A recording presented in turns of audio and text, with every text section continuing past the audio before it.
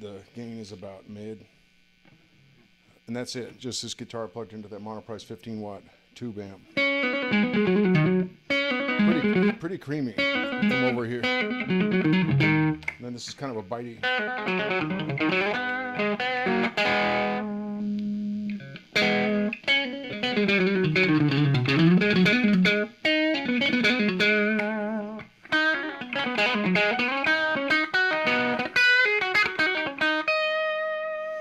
Kind of spanky, bitey. Just right on that.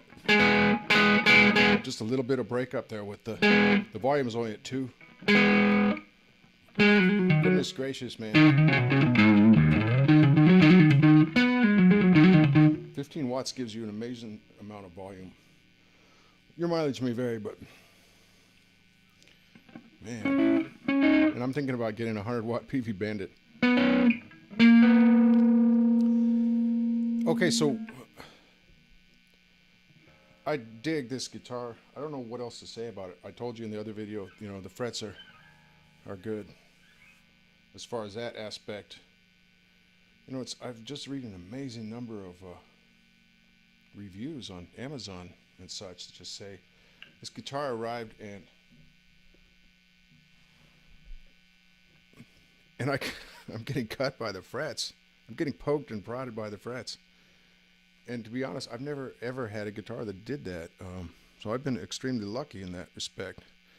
I will admit, though, some of them are a little bit on edge, and I don't know which ones exactly. But after I've been messing around with 4 or 5 of these guitars over here, sometimes I'll look at my fingertips, and they do look a little gnashed or whatever. Gnashed. A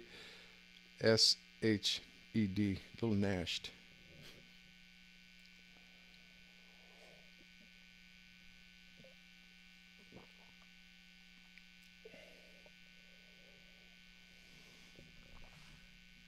But none of the guitars that I've gotten so far really stand out as doing that. I mean, as having a problem. Okay.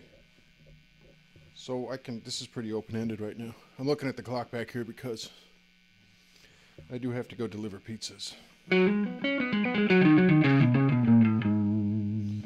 Now, how about on pentatonics adding in some chromaticism? You know, you have your...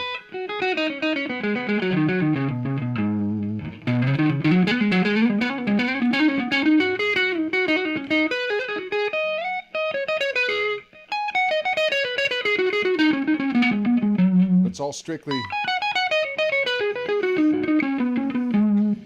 the caged. It's the caged system. C-A-G-E-D. I guess that's caged, right? It's the A-C-D-E-G. The ACDEG. It's the ACDEG system. ACDEG. Okay. Just another way of spelling caged. Okay. Anyway, moving right along. Okay, you often play that. Oh, you know, blues is messing around with major and minor, right? Because then they tell you to.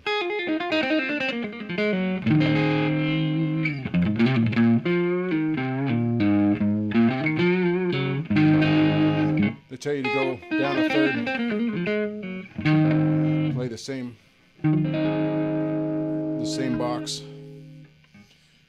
and then it flirts between major and minor. So this is in A major, right? You've heard that, right? Just like this one.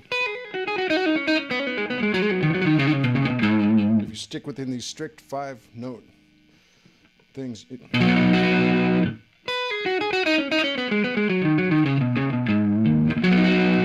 it's in C major. So when you play an A major, an A7, with this, there's sort of a contrast, really, because you got this, but you're playing.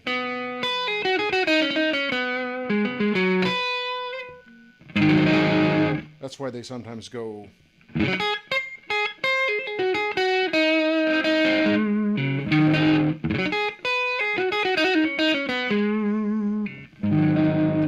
People will do that, something like that.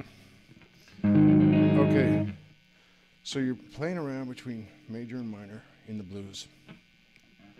Okay, but let's just say we're sticking with the A pentatonic in the A blues.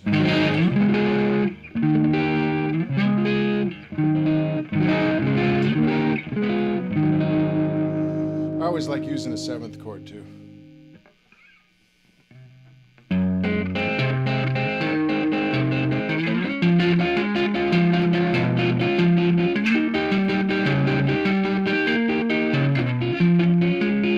So we're playing around with.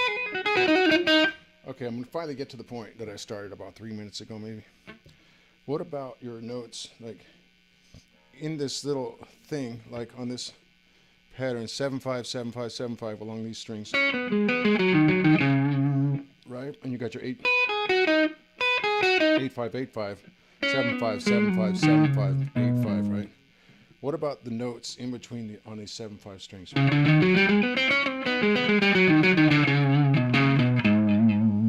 See, little chromaticism. Chromaticism.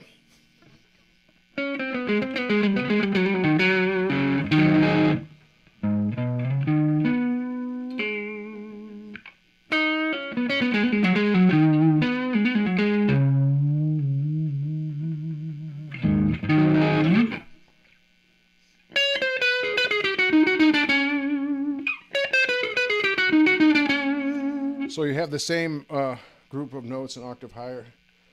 On the B string, you've got your 15, 13, 14, 12, 14, 12, right? And then now that second note, that middle note, is actually part of the major, right?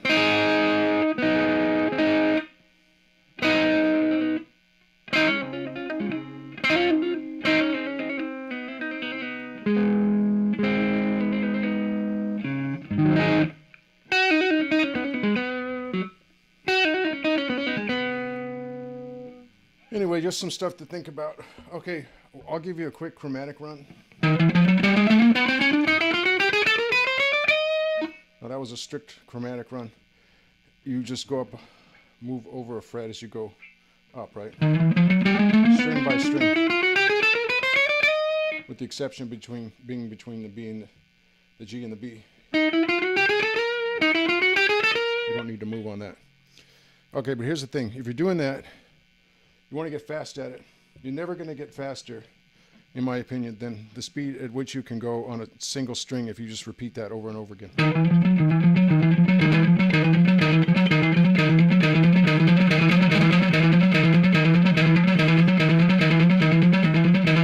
Right?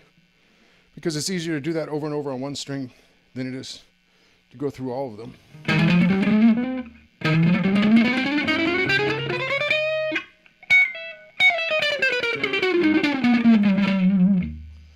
Okay, you get the idea. All my slop aside. And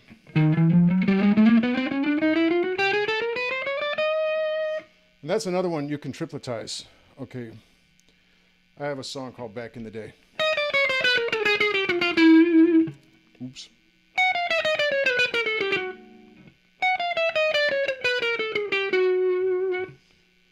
One, two, three, one, two, three, one, two, three, 1, 2, 3, 1, 2, 3, 1, 2, 3, 1, 2, 3, 1, 2, 3, 1. Now if I can only play it. Okay, how about trying to go up?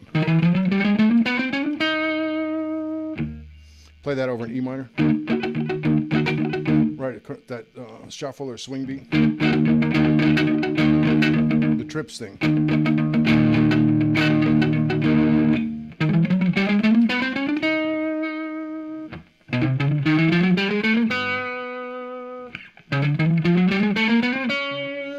But you see how I've tripletized the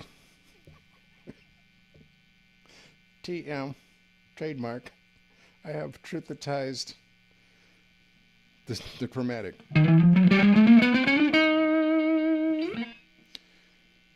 I had this one It was a song about go-karts or something. It went like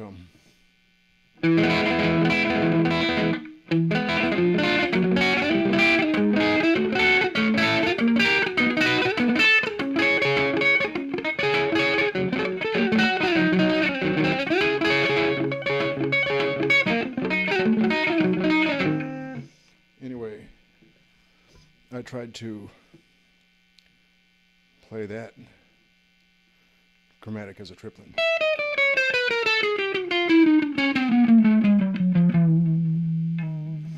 I'm not playing at the same speed as I was doing this. I'm slowing it down for demonstration purposes. I think I almost got it. But that was about 12 years ago or something.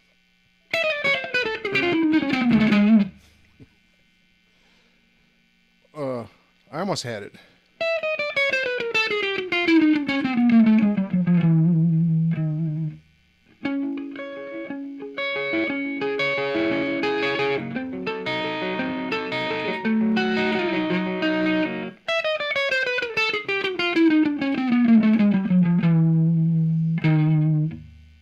That sort of thing.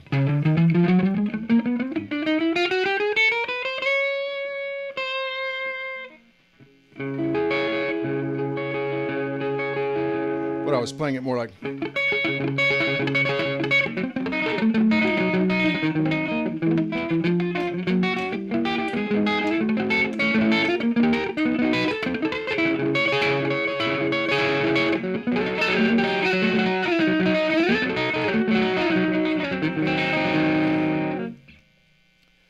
Anyway, chromatics, it's some serious spice. There's never a wrong note in your scales. Oh, one thing that, this is, okay. It's taken me 42 minutes to get to this, but this is probably the most important part. It doesn't matter whether you make the notes or not, whether you hit them exactly. There's a percussive element even to miss notes.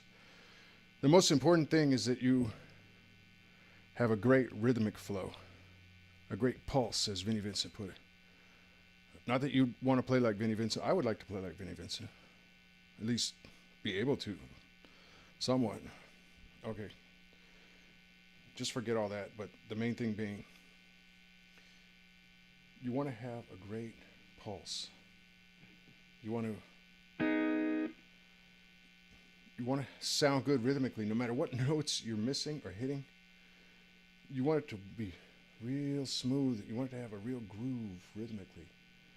Because I don't think listeners care as much about the notes as much as the flow of the notes. And I'm going to stand, that's my, that's what I've arrived at. I'm going to stand by that. Your